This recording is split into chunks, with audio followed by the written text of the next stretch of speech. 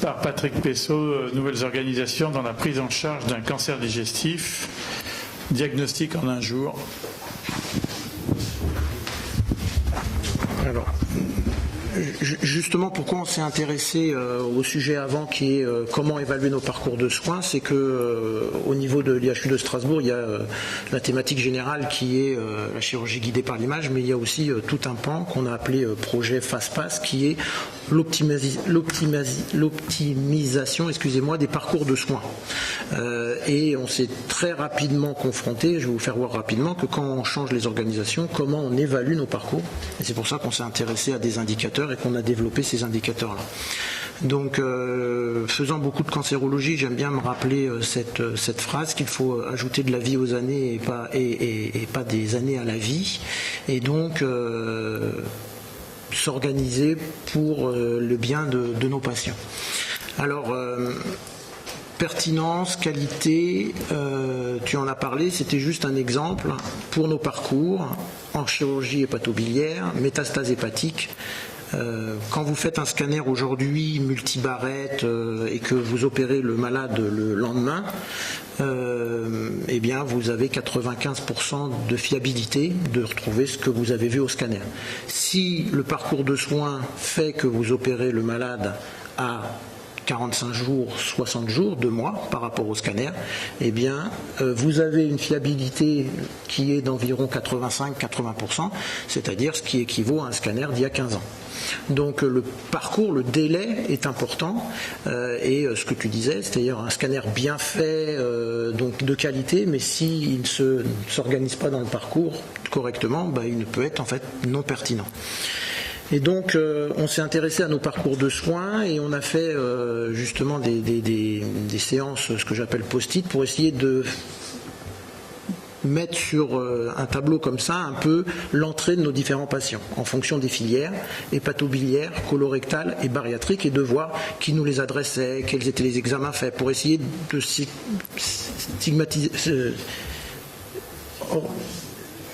standardiser les parcours. Et donc du coup, on s'est intéressé à 4 parcours, hépatobiliaire, colorectal, bariatrique, avec la problématique du diagnostic, la problématique de la préparation, donc on en parlera tout à l'heure avec les interlocuteurs après, mais préparation physique à la chirurgie, mise en place de l'ERAS, de réhabilitation améliorée, des outils, donc on en parlera, mais des outils de suivi justement par des applications pour préparer les gens, donc il y a cette partie-là, des modes de chirurgie ou d'hospitalisation différentes avec de la chirurgie ambulatoire, et puis le suivi pour tous les patients cancéreux ou pour ce qui est de la bariatrique, pour des suivis.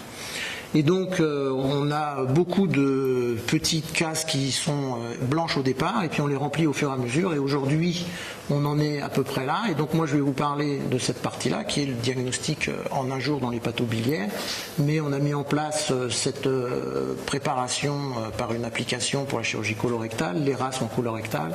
On a mis de la chirurgie ambulatoire bariatrique et colorectale, et on modifie nos parcours. Et justement, c'était la question après, quand on va commencer à modifier nos parcours, comment la satisfaction et les résultats de nos patients interagissent, et ce qu'il faut qu'on voit, c'est tout le parcours, d'où s'intéresser à des indicateurs transversaux.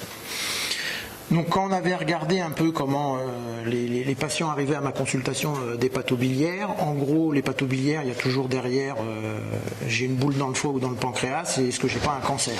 C'est la grosse problématique quand on vient.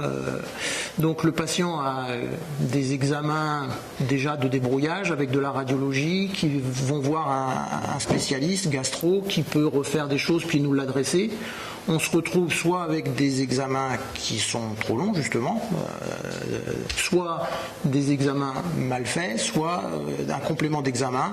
J'ai un scanner, il me faut une IRM hépatique, donc du coup les patients repartent avec un bon de radiologie, puis je les revois une deuxième fois, et puis là une indication ou pas opératoire, et puis après la consultation d'anesthésie. Donc on a été gentil en mettant 8 à 10 semaines de parcours, mais c'était vraiment le minimum. Pour une problématique, soit de prise en charge de patients qui ont des cancers, donc plus on va tarder, ne pas louper la possibilité chirurgicale, voir la jeune femme qui vient avec l'échographie, j'ai une boule dans le foie, et si on lui met 8 semaines pour lui dire c'est rien, c'est une HNF, l'angoisse de ne pas avoir le résultat rapidement. Donc l'idée c'était d'essayer de supprimer les séquences redondantes pour réorganiser sur une journée la consultation avec l'anesthésiste, de l'imagerie, et si du coup il y a une décision opératoire, pouvoir proposer aux patients une consultation d'anesthésie le même jour et des consultations de support, diététicienne, infirmière d'annonce pour la prise en charge, et du coup sortir avec une date opératoire pour l'intervention. Donc c'est ce que l'on a mis en place. On n'a rien inventé, on s'est surtout inspiré de ce qui se faisait pour le cancer du sein essentiellement, où ça a déjà été mis en place.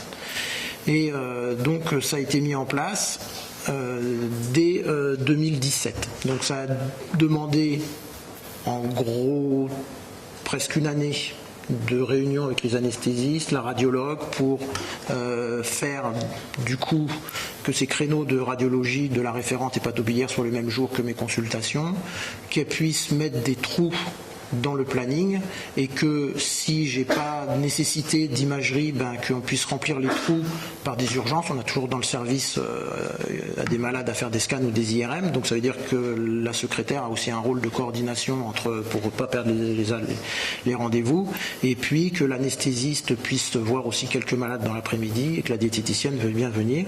On a mis en place une feuille d'information aussi, parce que le patient il vient pas en consultation 20 minutes, mais il peut venir pour une journée. Où j'y viens et il y a tout, et je lui dis c'est rien, c'est un kyste biliaire, rentrez chez vous. Voilà. Donc il faut qu'il soit prévenu aussi de la possibilité d'avoir des examens et donc rester dans la journée. Donc ça c'est ma secrétaire qui organise ça, qui prévient. On a fait une plaquette. Maintenant beaucoup de personnes, même personnes âgées, ont des mails, donc il y a un papier, un courrier qui part mail. Le médecin traitant a aussi la même chose pour qu'il soit au courant, pour qu'on puisse être pas surpris quand que le malade soit pas surpris quand il arrive. Donc aujourd'hui on a vu 378 patients nouveaux arriver, parce que maintenant se met aussi en place, c'est-à-dire tous mes suivis de patients de cancer ont le scanner ou l'IRM en début de vacation, et puis descendent à ma consultation. Donc ça veut dire que moi soit je monte voir le radiologue vu qu'on est sur le même bâtiment, soit par téléphone pour avoir le résultat dans tout de suite. Je dis le résultat et puis je réorganise le suivi à 3 mois ou à 6 mois. Donc il y a en plus désormais le suivi qui se met en route. Donc qu'est-ce qu'on a pu voir? C'est-à-dire qu'une des craintes, c'était que trop d'informations et plein de choses pouvaient vouloir trop bien faire. En fait, on surinquiétait les patients, on inquiétait les familles. Donc il y a pour ça une infirmière qui les accompagne et qui leur pose des questions de qualité, de satisfaction, et quand les malades sont réappelés à une semaine ou quand ils sont hospitalisés et revus la veille, pour leur redemander leur ressenti de ce genre de consultation accélérée. 77% sont très satisfaits de cette prise en charge.